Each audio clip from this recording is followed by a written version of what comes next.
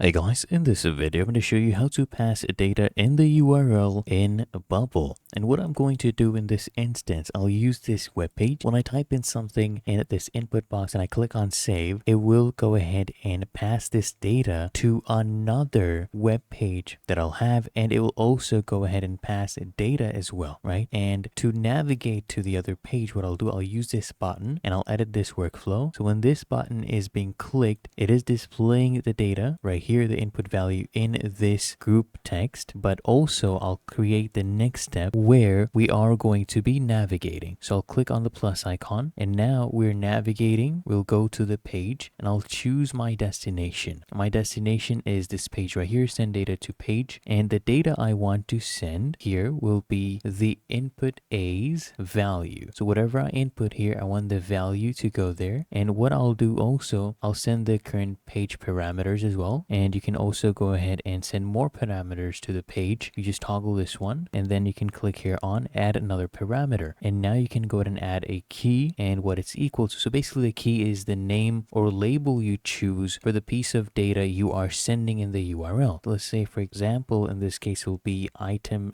name, and that will be equal to right here. We need to enter dynamic data. What I'll do, I'll go ahead and use the input A's value. Okay, that is what I want to send as the URL. It is how the destination page will know which piece of data to look for. Let's say we're searching for something, for example, right? So I'll go ahead and run this. Let's say I will search for a ladder, for example. So when this page loads up, I'll search for a ladder. I'll hit save. It'll take me to the other page. And here you can see it has added this to the URL. We have ladder right here added, and we have item name equals to ladder. And that is how to pass data in the URL in Bubble.